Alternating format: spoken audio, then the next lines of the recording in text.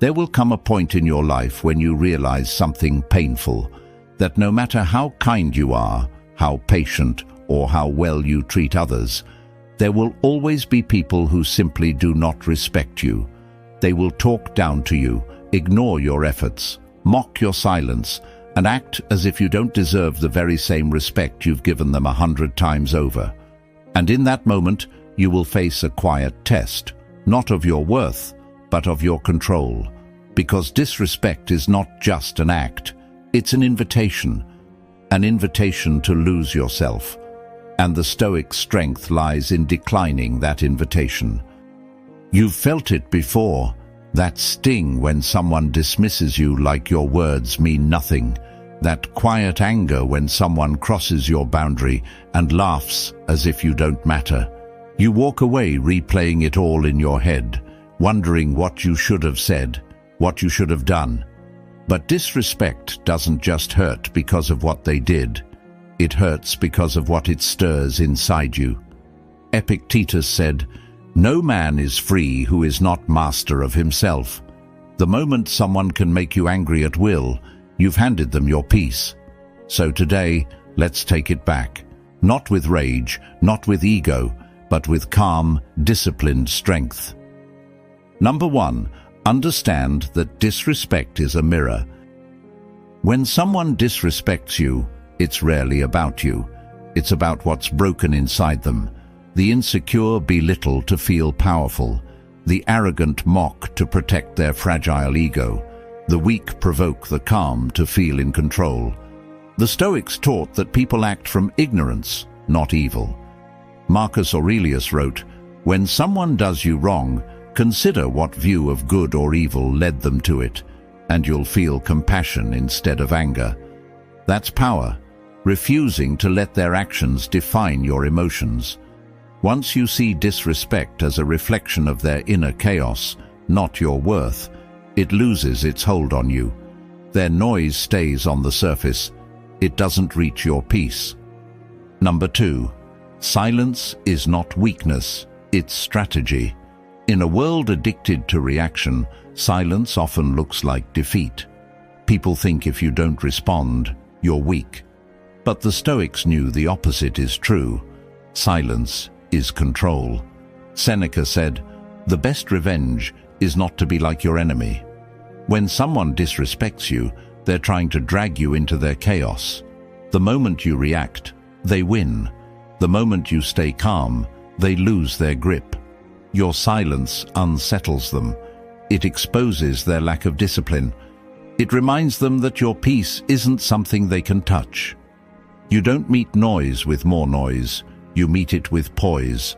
Because real strength isn't in shouting louder, it's in staying unshaken while the world tries to shake you. Number 3, set boundaries without apology. There's quiet strength in saying no, in walking away from what disrespects you, not from pride, but from clarity. People mistake kindness for submission. They think your patience means you'll tolerate anything. But what you allow always continues. Musonius Rufus said, "He who cannot govern himself cannot govern others." If you don't guard your boundaries, others will, and always in their favor. Boundaries aren't walls, they're gates that protect your energy and peace.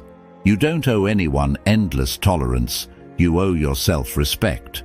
And once you choose peace over pleasing, people start treating you differently because energy teaches. Number 4, don't chase closure. Choose detachment. One of the hardest things to accept is that you may never get closure from those who disrespected you. They may never apologize, never see what they did wrong, never feel the weight of what they made you carry. But the Stoic path is not about forcing justice. It's about freeing yourself.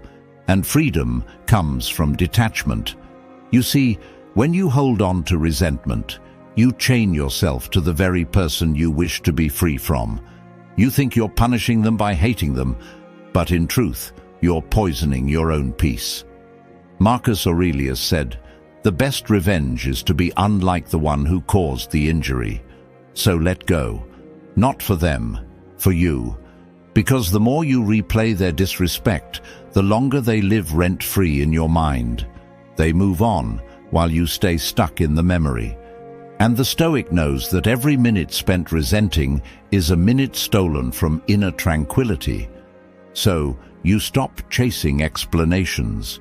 You stop needing them to understand. You accept that some people simply cannot meet you at your level, and that's fine.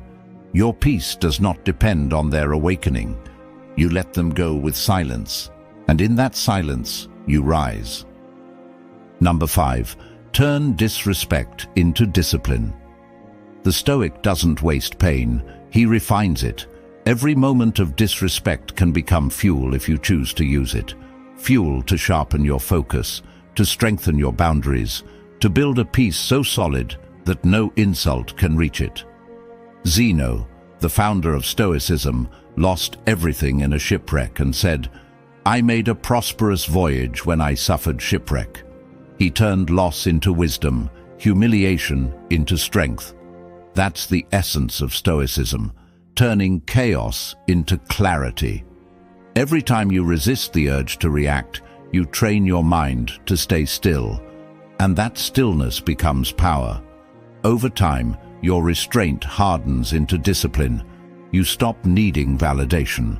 You stop explaining yourself. You stop chasing respect because your calm presence demands it. That's the quiet victory, to walk through disrespect untouched, knowing no one can take what you control within.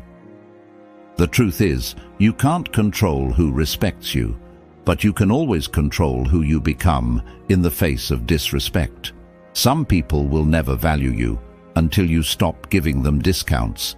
Some will never understand your silence because it exposes the noise in their own hearts. And some will keep testing your peace until they realize it's not something they can take. So walk away from the noise, protect your energy, carry yourself with quiet strength, because in the end, the Stoic knows, respect isn't demanded.